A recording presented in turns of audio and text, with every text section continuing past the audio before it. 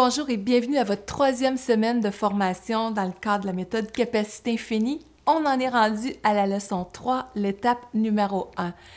C'est vraiment un plaisir une fois de plus de vous accueillir, de vous accompagner dans ce processus de transformation extraordinaire que vous êtes en train de vivre.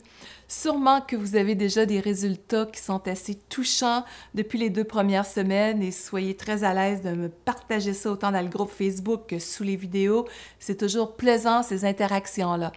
Donc, dans la dernière vidéo, on a vu comment préciser vos besoins au niveau du travail. On a vu 4 mécanismes qui perturbent l'écoute des besoins et comment les reconnaître et émerger de tout ça. Dans cette vidéo aussi, on va aller voir comment vous donner priorité. Oui, c'est important de combler les besoins et tout ça, mais on va aller un peu plus loin. Redéfinir vos priorités dans votre vie, revenir plus dans l'instant présent. Bref, on va aller explorer tout ça pour vraiment, des fois on dit c'est quoi ma raison de vivre, moi comme personne?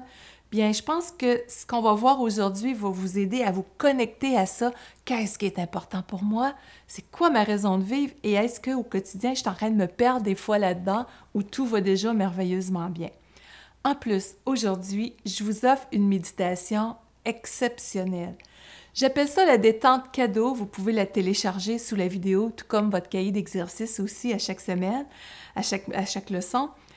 Cette méditation-là va vous amener dans un état de profondeur indescriptible, mais je vous garde la surprise parce qu'elle va vraiment vous amener un cadeau qui va être très approprié pour votre réalité en ce moment dans votre vie. Donc, je vous invite vraiment à vivre ça dès que possible.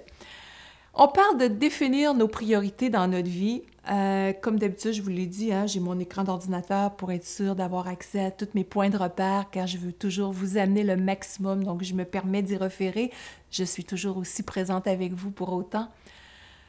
Donc, quand on ne précise pas ce qu'on désire, bien, on nuit à l'expression de nos besoins et on n'est pas dans l'alignement intérieur qui nous propulse vraiment vers les meilleurs résultats. Quand on est dans la peur de déplaire, quand on n'est pas dans l'écoute de nos priorités, bien les autres passent avant nous, on le sait, on n'a pas la vie qu'on aimerait. Donc, aujourd'hui, je veux vous amener à redéfinir qu'est-ce qui est important pour vous dans la planification de votre temps, entre autres. Si vous aimez faire des loisirs X, des choses qui vous passionnent, mais que le travail prend 80 heures dans votre semaine, il y a quelque chose qui ne fonctionne pas. On en passe tous des périodes comme ça, mais c'est quand ça devient un mode de vie que c'est une autre chose. Donc, je vous cite certains domaines de la vie. Vous allez avoir dans votre cahier d'exercice tout ce qu'il faut pour aller en profondeur là-dedans, mais dans un premier temps, en vous donnant priorité pour vous, c'est toute votre vie qui va s'illuminer. Donc, qu'est-ce qui est à brûle pour point comme ça le plus important pour vous? Est-ce que c'est la famille, le couple, la santé? Qu'est-ce qui est le plus important? Vous allez peut-être me dire tout ça. Qui est la personne la plus importante au monde? Pour vous, évidemment, c'est vous-même. Qu'est-ce qui vous donne le plus de joie? Est-ce que vous avez le sentiment, sans culpabilité toujours, de le faire suffisamment? Bref, on va aller faire une courte introspection. Demandez-vous où j'en suis, moi, actuellement, par rapport à mes loisirs. Si vous aimez danser, vous aimez aller voir un film, des spectacles ou des choses comme ça, puis que ça fait 5 ans que vous ne l'avez pas fait, est-ce qu'il y a priorité au loisir suffisamment? On se réajuste, OK? Où en êtes-vous par rapport à votre famille? Est-ce que si vous aimez passer beaucoup de temps en famille et qu'encore là, vous travaillez, la vie passe dans ce temps-là? Est-ce que c'est nourrissant suffisamment cet aspect-là? Est-ce que vous donnez suffisamment de temps? Même chose au niveau du couple. Je prends encore l'exemple du travail. Si vous travaillez, où est la place du couple à ce niveau-là? C'est facile de s'y perdre et de se dire dans ce temps-là, est-ce que je suis en train de fuir une relation ou est-ce que je ne suis pas bien? Ou je suis juste en train de me perdre parce que je travaille trop? Et le risque là-dedans, c'est que en travaillant trop, il n'y a pas plus de prospérité des fois. Parce que s'il n'y a pas de bienveillance envers soi, c'est comme si l'univers se dit, gars, elle n'est pas capable de prendre, ou il n'est pas capable de prendre soin de soi, de se donner de l'abondance, de qualité de vie, pourquoi que le reste suivrait? C'est imagé, mais vous comprenez le sens. Alors, est-ce qu'on se donne priorité aussi dans un travail qui nous plaît, qui nous compte, qui est en fonction de nos valeurs? Est-ce que votre santé fait partie de vos priorités? Vous savez qu'il y a des choses à réajuster. Est-ce qu'il est temps peut-être de réaligner les choses? Où en êtes-vous par rapport à vos amitiés, par exemple? Est-ce qu'il y a des amis que vous aimez énormément puis que vous avez perdu de vue? Ça aussi, c'est un pensez-y bien. Dans vos habitudes de vie en général, est-ce que globalement, vous avez de l'harmonie à ce niveau-là ou il y a trop de stress, il n'y a pas assez de temps de recul, d'introspection? Probablement que dans votre cas, vous faites partie des gens qui sont dans un alignement plus heureux parce qu'on passe ces choses-là ensemble, donc vous avez cette conscience-là. Mais de se le rappeler quand même, qu'est-ce que je mets en priorité dans ma vie actuellement? C'est super important. Si vous avez des enfants, est-ce que le temps passé avec les enfants est suffisant? Est-ce que le temps d'intériorisation de calme est suffisant? Ça aussi, c'est super important. Donc, je vous invite dans votre cahier d'exercice à en faire une espèce de classification par priorité. Oui, ce sont tous des domaines importants, mais où est-ce que le réajustement doit se faire de façon prioritaire, c'est le cas de le dire, pour mieux prendre vos décisions, pour être plus en harmonie avec vous? Vous allez voir tout comment en arriver à structurer ça dans votre cahier. Donc, c'est vraiment une belle relation d'amour avec soi qu'on s'amène dans ce temps-là de déterminer qu'est-ce qui compte vraiment pour moi, où est-ce que je mets trop d'énergie en ce moment, où est-ce que je sens que je suis en train de m'y perdre. Si vous êtes plus émotif, peut-être émotive, la santé en souffre un peu dans le sens qu'il y a peut-être des maux de dos, des maux de tête, du stress. Stop! Il y a un message, le corps envoie un message dans ce temps-là. Donc, faites ce que vous aimez faire le plus possible et se choisir, c'est toujours le plus grand des cadeaux. Alors, la vie, on le sait, c'est autre chose que le monde matériel, que le stress. Les gens arrivent, je ne vais pas être morbide, là, mais les gens arrivent au salon funéraire. C'est drôle, hein? C'est comme les lourdeurs du quotidien perdent de leur importance, les petites guerres de point de vue, hop, c'est moins important que c'était. Les gens sont plus dans leur cœur. On n'a pas besoin d'attendre d'être au salon funéraire pour revenir dans son cœur puis dire c'est quoi qui est prioritaire pour moi. Est-ce que j'ai le goût de plus de légèreté, de simplicité? Qu'est-ce que je fais à partir d'aujourd'hui pour me le donner? Ça, c'est vraiment wow. Mais ce qui est sournois dans les priorités, c'est que plusieurs donnent priorité aux souffrances du passé, à une morosité persistante, vont être identifiés à leur histoire, à tel point que, inconsciemment, ils ne veulent pas que leur histoire finisse, c'est leur identité. C'est devenu leur priorité d'être dans cette énergie-là qui les amène même à victimiser pour certains. Donc, est-ce que je peux donner priorité à la joie maintenant? Ça, c'est bien différent. Et c'est là qu'on on va chercher notre richesse intérieure à ce moment-là encore plus et que l'ensemble des sphères de notre vie vont pouvoir s'illuminer, se construire à la lumière, oui, de qu'est-ce qu'on veut vraiment. Donc, dans cet espace-là, dans ce qu'on fait depuis le début de la formation, vous êtes en train de vous désidentifier du mental. Et le mental, lui, aime ça se nourrir de choses qui sont négatives, de choses qui sont lourdes.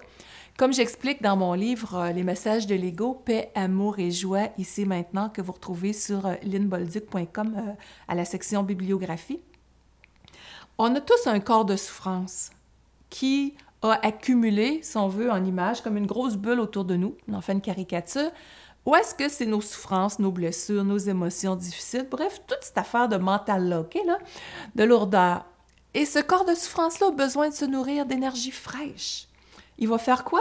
Il va aller la chercher dans les guerres de point de vue. Il va aller la chercher dans la victimisation, dans la critique, dans le jugement, dans la dévalorisation. Cette partie-là de soi qu'on porte tous à différents degrés s'identifie par rapport à ce qui ne va pas bien. Donc, quand on se redonne priorité, qu'on supervise les pensées comme vous faites, que vous êtes à l'écoute de vos besoins, c'est comme on élimine cette énergie-là de plus en plus. On dit on arrête de la nourrir, donc elle va mourir de faim, et on redonne place à toute l'expansion de notre plein potentiel, ce qui est vraiment extraordinaire.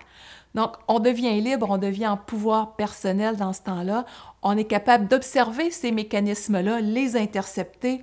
Je vous ai montré comment dire stop, superviser vos pensées, stop, annuler et remplacer ça par quelque chose qui est wow, se donner priorité, c'est aussi ça, ça fait toute la différence.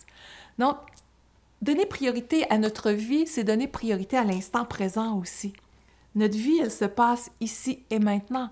Donc, d'être présent à qui on est vraiment, d'être présent à ce qu'on est en train de faire. Vous faites une soupe aux légumes, par exemple. La présence visuelle, voir les belles couleurs, les odeurs, la sensation que ça donne de couper les légumes, le goût, d'être présent à notre environnement. C'est ça, l'instant présent aussi. Oui, on est au travail et tout ça, mais d'être présent le plus possible, en conscience de voir, OK, comment je me sens dans mon corps, le contact des fesses avec la chaise, par exemple. Des petites choses juste pour se ramener comment ça se passe en dedans de moi actuellement. D'aller rechercher une posture qui est belle, d'aller avoir un sourire dans le visage le plus possible, de se sentir en vie. Ça, c'est se donner priorité également. On peut se demander, est-ce qu'il y a de la joie, de l'aisance, de la légèreté dans qu'est-ce que je suis, dans qu'est-ce que je fais actuellement? Et c'est important que le plus possible, la réponse soit oui. Et si elle n'est pas totalement oui, eh bien, comme vous le faites, on réaligne, on corrige, puis on se dit « Wow, je suis en processus de transformer, je m'amuse à aller de mieux en mieux. » Et ça, c'est constructif. Donc, notre mental, quand on lui donne priorité, notre ego, bien lui, il cherche à avoir raison, à argumenter, à dénigrer. Bref, on le dit, il n'amène pas dans la voie de la légèreté. Donc, tout ça, quand on se redonne priorité de cette façon-là en disant « Stop, moi, j'embarque plus là-dedans, je garde mon énergie pour autre chose », bien, on vient combler le besoin de s'écouter, on s'aime de plus en plus et on donne un bel élan à notre raison de vivre par le fait même. On va dire bye-bye la victimite, on n'a plus de temps à perdre avec ça.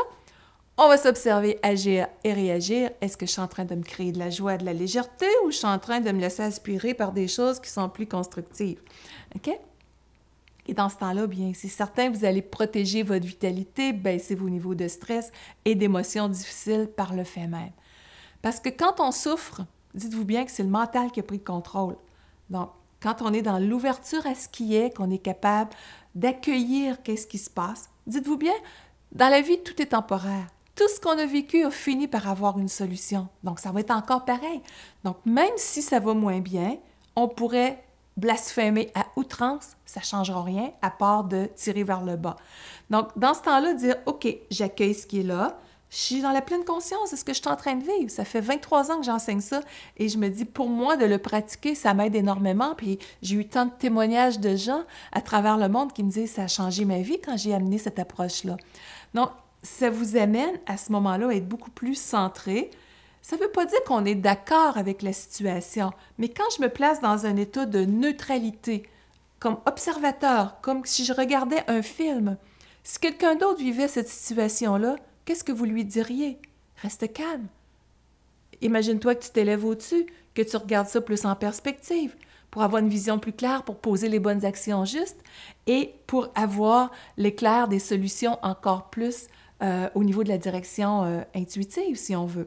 Donc, en devenant témoin de notre ego, de notre corps de souffrance, on devient dans un état de renaissance intérieure qui est tellement puissant. On sort des illusions du mental à ce moment-là et ça évite de chercher à compenser, à trouver le bonheur à l'extérieur. Tout part de l'intérieur et c'est là que l'extérieur se transforme. Donc, bref, seul l'instant existe. Mais si on contemple les embûches comme le mental, les limitations, c'est pas gagnant. Donc, en observant vos pensées, vos émotions, vos attitudes, vos réactions, vous allez avoir tous les indicateurs, sans culpabilité, de comment vous créez votre vie. Donc, ça vaut pour tout le monde, comme moi, comme qui que ce soit. Donc, je le répète, en observant vos pensées, vos émotions, vos attitudes, vos réactions, vous avez tous les indicateurs pour savoir comment vous créez votre vie. Alors, s'ils sont « wow », continuez. Et c'est ce qu'on est en train de mettre en place, des bonnes fondations. Et on a commencé à ériger les murs de cette maison-là extraordinaire qui est, dans le fond, votre temple intérieur. Alors, comment laisser tomber la négativité? Si quelqu'un vous donnait un verre rempli avec un produit qui est pas bon pour la santé ou qui est toxique, puis vous dites « non, moi, je ne veux pas boire ça », la personne vous le met dans les mains absolument, le verre, puis vous le prenez. Vous n'êtes pas obligé de le boire. Vous pouvez ouvrir les mains, puis dire, la main, puis dire « flac, j'envoie ça à terre, moi ». Flac à terre, c'est très québécois, je laisse tomber par terre, là. Donc, vous êtes en pouvoir de dire « moi, je choisis ce qui rentre en dedans de moi ». Bien, c'est la même chose pour tout ce qui est se donner priorité. Je choisis de laisser rentrer ce qui me nourrit, le restant, je laisse tomber. J'en veux plus de ça. OK? On ne peut pas être tout le temps à 100% parfait dans tout ça, mais quand on l'intercepte, non, stop, ça, je passe ça à la salle de triage.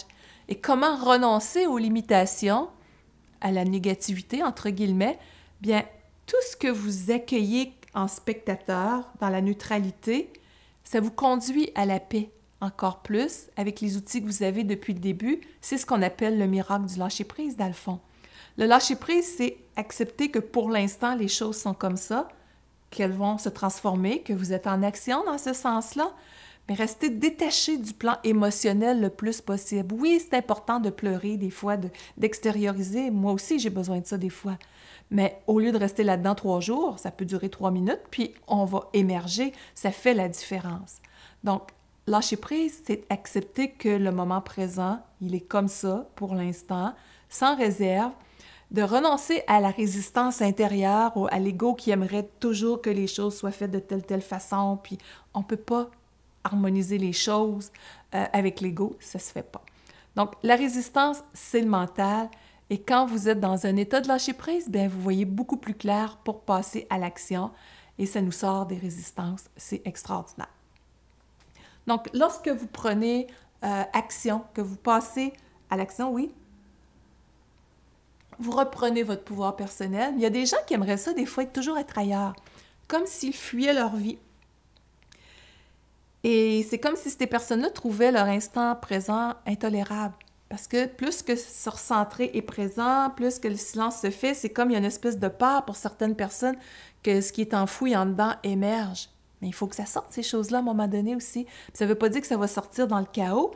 Oups, des fois, c'est un éclair de conscience qui est là quand on ose aller dans ces espaces-là. Mais si une personne voudrait toujours être ailleurs, puis qu'elle fuit sa vie, bien, elle a 3 options. Soit qu'elle se retire de la situation, oui, elle s'en va ailleurs. Soit qu'elle décide de la changer une fois pour toutes, ou de l'accepter. Pour l'instant, c'est comme ça. Puis, de là, il va y avoir émergence. Ou si ça va pas bien, mais gars, ça va pas bien, tu veux continuer de souffrir, accepte que c'est comme ça. C'est un peu plus masochiste dans ce temps-là, mais vous comprenez. On a toujours ce pouvoir-là de se réaligner à l'intérieur. Donc, la joie, c'est quoi? C'est l'attente du merveilleux dans la vie. On dit qu'il ne faut pas avoir d'attente. On a le droit d'avoir des attentes qu'aujourd'hui, demain, après-demain, ça va être wow parce que je suis en train de créer les choses dans ce sens-là. Quand on est dans le « il faut », dites-vous bien qu'on est dans la bataille, on est dans le mental. Mais si je vous dis « j'ai le goût de telle chose », là, je suis dans mon cœur. J'ai le goût, ça vibre. Mais si je dis « ah, il faut être positif », là, ça force. Donc, j'ai le goût de bien aller, j'ai le goût de me réaliser, ça, c'est dans le cœur, c'est bien différent.